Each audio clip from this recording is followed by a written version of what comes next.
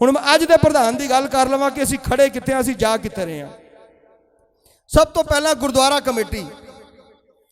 Committee के employees पिछले 8 सालों तो छोटी जी गल तो शुरू हो जावा कि गुरुद्वारा कमेटी के एम्पलाइज नूं साल दे विच 2 बार वर्दियां मिलदियां हन, एक सर्दी दी ते एक गर्मी दी। 8 सालों तो गरीबां नूं अज तक उन्हां दी वर्दियां नहीं मिलियां। इत्थे ही बस नहीं है, एम्पलाई दी जिहड़े बंदे सरकारी नौकरियां करते हैं उन्होंने प्रोविडेंट फंड का मतलब पता होएगा। किसी भी इंसान को जो सैलरी मिलती है तो उसकी सैलरी के विचों प्रोविडेंट फंड कट लिया जाता है। वो प्रोविडेंट फंड जितना कटिया जाता है उतना ही वो इंस्टीट्यूशनस जिस दे विचों जॉब करते हैं उस अदारे दे विच जिहदे विचों जॉब करते हैं उतना ही शेयर वो भी पा के तो प्रोविडेंट फंड डिपार्टमेंट में जमा कराते हैं। कहने का भाव है कि दिल्ली गुरुद्वारा कमेटी के एम्पलाइयों कोलों उन्हां दा प्रोविडेंट फंड उन्हां दी सैलरी विचों कट के उन्होंने सैलरी दी जाती है। पर यकीन जाने प्रोविडेंट फंड डिपार्टमेंट का जो नोटिस आया पिछले महीने 25 जनवरी नूं ते देख के वो जो हाथ विच आया उसनूं पढ़ के ते 10 दे रोंगटे खड़े हो गए। तो उस लिखिया की सी कि जे तुसी 10 दिनों के विच ये एम्पलाइज का प्रोविडेंट फंड जमा नहीं कराया जिहड़ा कि पिछले 8 महीनों तो जमा नहीं होया तो तुहाडी गुरुद्वारा कमेटी के विच रिसीवर बिठाता जाएगा, मतलब सरकारी आदमी अपॉइंट करता जाएगा। तुहाडे बैंक अकाउंट सील कर दिते जाएंगे। तुहाडी मूवेबल एंड इमूवेबल प्रॉपर्टीज चल और अचल संपत्तियां उन्होंने सीज करता जाएगा, ऑक्शन करता जाएगा। तुहानू 5-5 साल की सज़ा हो सकती है और 25-25 हज़ार रुपये जुर्माना हो सकता है। जे मैं गल कोई भी झूठ बोला तो रिकॉर्डिंग मेरी चल रही है। मैं गुरुद्वारा कमेटी के प्रधानों नूं जनरल सैकटरी चैलेंज करदा कि अगर मेरी एक भी गल गलत होवे तो आके मेरे नाल जिथे मर्जी डिबेट कर लैण, मैं सारे प्रूफ देने नूं तैयार हाँ। जदों दास ने उस चीज़ का पता लगा 65 लाख रुपया लगभग 1 महीने का प्रोविडेंट फंड है, 8 महीने का जमा नहीं होया, मतलब 5 करोड़ रुपया एम्पलाइयां की तनख्वाह विचों 5 करोड़ कट लिया, उत्थे जमा नहीं होया तो पैसा गया कित्थे? वो 5 करोड़ कित्थे गया? वो गया सिरसा जी का जोड़ा 50 तो लैके 70 लाख रुपया जोड़ा अज का सोशल मीडिया का जोड़ा उन्होंने खर्चा जोड़ा उन्होंने हाईलाइट करता है, जोड़ा उन्होंने पोस्टां नूं अगे पहुँचाता है, वो 80 तो 70 लाख रुपया उत्थे खर्च हो रहा है हर महीने। मैं संसार में बड़े बड़े काम देखे, लेकिन लंगर नूं एडवरटाइज करना, लंगर वंडदे अपने आप नूं पब्लिसिटी करवानी, ये मैं जिंदगी च पहली बार देखा पिछले 50 सालों के इतिहास दे विच। कदे सुनिया कि NDTV आ जाए और लंगर के बारे साड़ी उत्थे शोभा दिखा रहा है? क्या कोई वड्डा चैनल, क्या कोई छोटा चैनल, क्या कोई YouTube चैनल बिना पैसे ले तुहाडी पब्लिसिटी कर सकता है? जिहदे विच 2-2 मिनट की पब्लिसिटी दे लाखों रुपये लगते होण, वो तुहाडी 4-4 दिन अगर पब्लिसिटी किसी गल की करता है तो समझ लेना चाहिए कि उन्होंने करोड़ों रुपए का भुगतान होया। तो करोड़ों रुपया गया कितों? इस तरह जो प्रोविडेंट फंड जमा नहीं होया उत्थों गया। इसके बाद मैं गल कर लवां चैलेंज के नाल, मैं बार बार कह रहा दिल्ली गुरुद्वारा कमेटी के प्रधानों नूं, अज 40 बंदे पिछले साल 1.5 साल तो गुरुद्वारा कमेटी तो जोड़े रिटायर हो चुके हैं, उन्होंने उन्हों का फंड अज तक नहीं मिलिया, ग्रैचुटी अज तक नहीं मिली।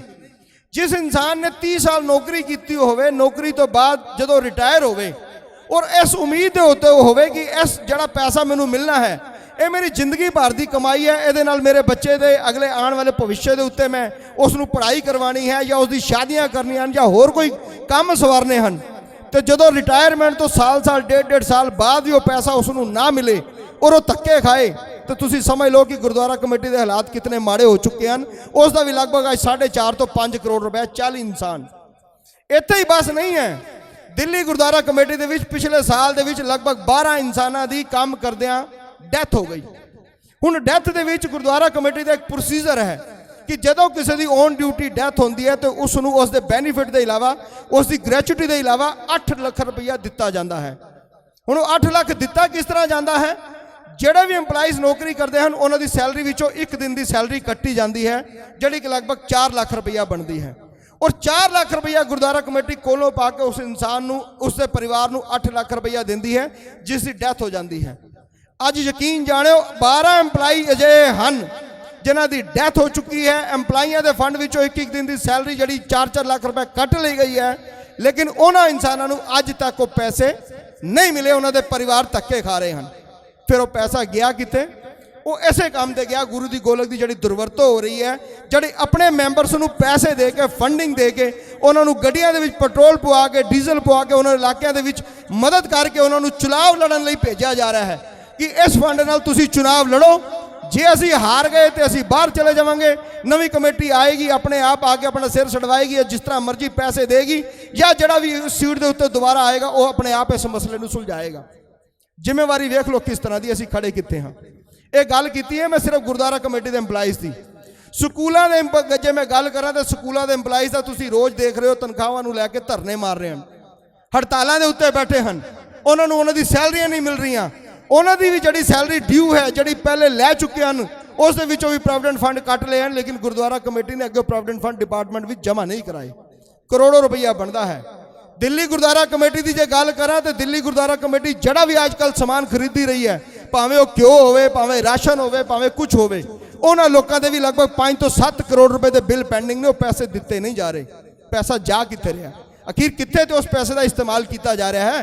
ਕਿਉਂਕਿ ਪੈਸਾ ਤਾਂ ਹਮੇਸ਼ਾ ਗੁਰੂ ਦੀ ਸੰਗਤ ਆਪਣੇ ਦਸਵੰਧ ਵਿੱਚੋਂ ਰੈਗੂਲਰ ਕੱਢ ਕੇ ਦਿੰਦੀ ਹੈ, ਔਰ ਵੱਡੇ ਵੱਡੇ ਦਾਅਵੇ ਵੀ ਮਾਰੇ ਜਾਂਦੇ ਸਟੇਜਾਂ ਤੇ ਖੜੇ ਹੋ ਕੇ ਕਿ ਇੰਨੇ ਕਰੋੜ ਰੁਪਈਆ ਆਇਆ, ਇੰਨੇ ਕਰੋੜ ਰੁਪਈਆ ਗਿਆ, ਤੇ ਫਿਰ ਪੈਸਾ ਜਾਂਦਾ ਕਿੱਥੇ ਹੈ?